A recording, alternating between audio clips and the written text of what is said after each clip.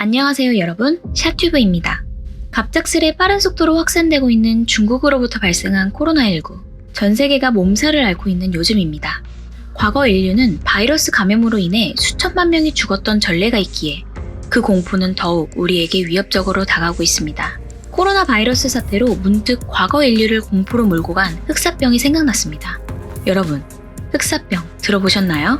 흑사병은 지금까지 발견된 여러 전염병 중 사람을 가장 단시간에 사망으로 이르게 하는 병으로 14세기 중엽 유럽을 포함 전 세계적으로 창궐했던 2차 대역병, 2차 패스트범 유행이라고도 불립니다.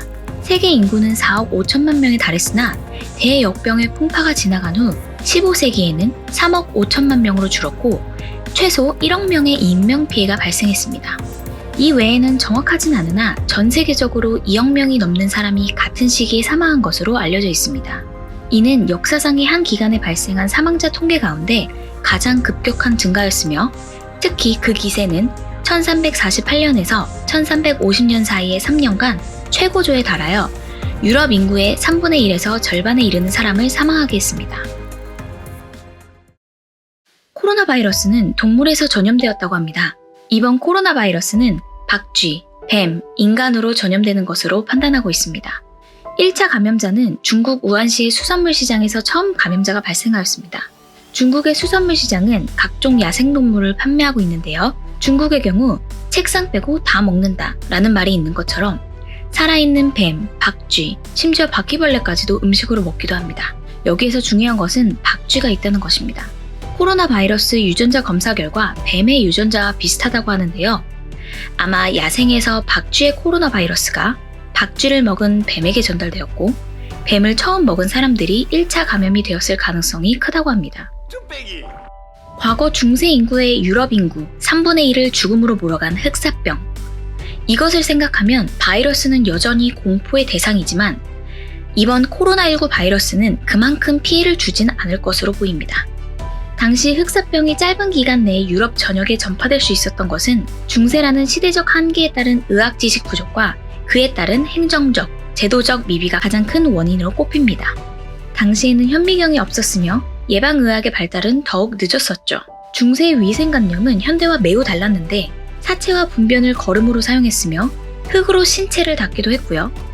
벼룩이나 쥐 등 유해생물에 대한 방제도 제대로 이루어지지 않았습니다.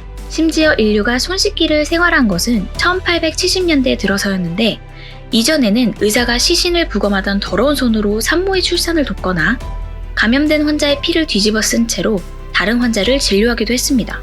또한 중세의 경우 위생의 개념이 현대와 달랐는데 오히려 씻지 않고 몸에서 악취, 입냄새, 겨드랑이 냄새가 나면 건강의 상징이라고 여기고 욕조에 물을 담아 몸을 씻으면 오히려 병균 침입에 더 위험한 상황에 놓일 거라는 터무니없는 가설도 있었죠.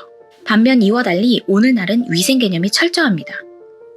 손만 잘 씻어도 병균으로부터 위험에서 벗어날 수 있는 게 과학적 사실이기에 오늘날은 바이러스는 과거 중세시대만큼 막대한 인명피해에 직면하지 않을 수 있다는 것이죠. 먼저 바이러스로부터 예방수칙은 상당히 간단합니다. 많이들 이미 알고 계실 텐데요. 첫 번째, 비누를 이용하여 30초 이상 꼼꼼히 손을 씻어주기. 두 번째, 기침 등 호흡기 증상, 그리고 사람이 많이 모이는 장소 등을 방문 시 마스크 착용. 세 번째, 눈, 코, 입 만지지 않기.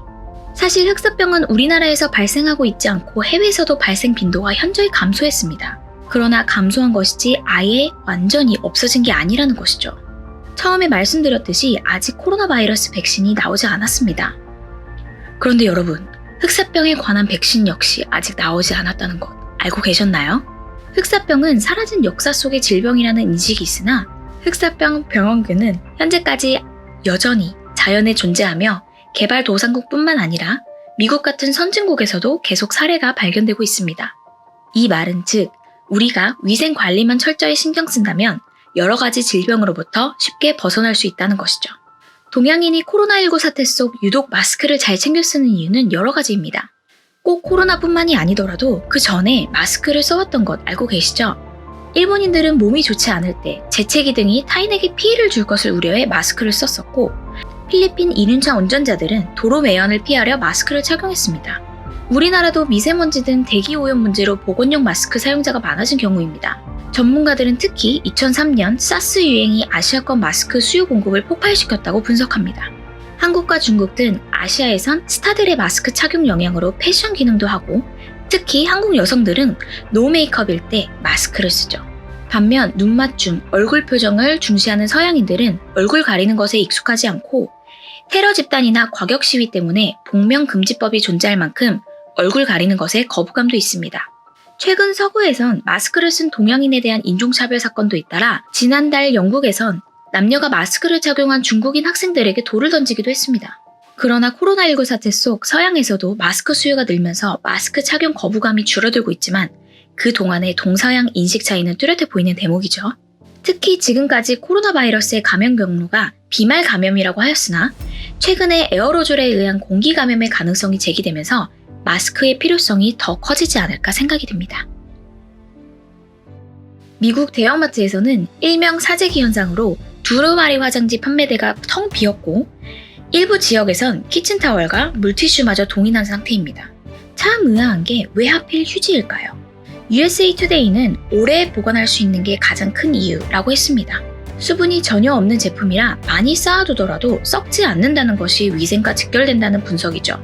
미국 주간지 타임은 먹고 자고 배설하는 것이 인간의 기본적인 욕구인데, 그 중에서도 인간을 냄새나지 않는 위생적인 상태로 유지시켜주는 도구가 바로 휴지이기 때문이라고 했습니다. 바루크 피슈프 카네기 멜론대 교수는 대체제가 없기 때문이라고 하며, 그는 자신의 트위터에 음식이 떨어지면 다른 음식을 먹으면 되지만 휴지는 그게 불가능하다라고 적었습니다. 오늘은 과거 중세시대를 공포로 몰고 간 흑사병을 토대로 오늘날 인류가 직면한 위기인 코로나19 바이러스에 대한 전망을 간접적으로 살펴보았습니다. 안타깝게도 현재 흑사병 역시 현저히 감소했지만 백신은 존재하지 않는다는 것입니다.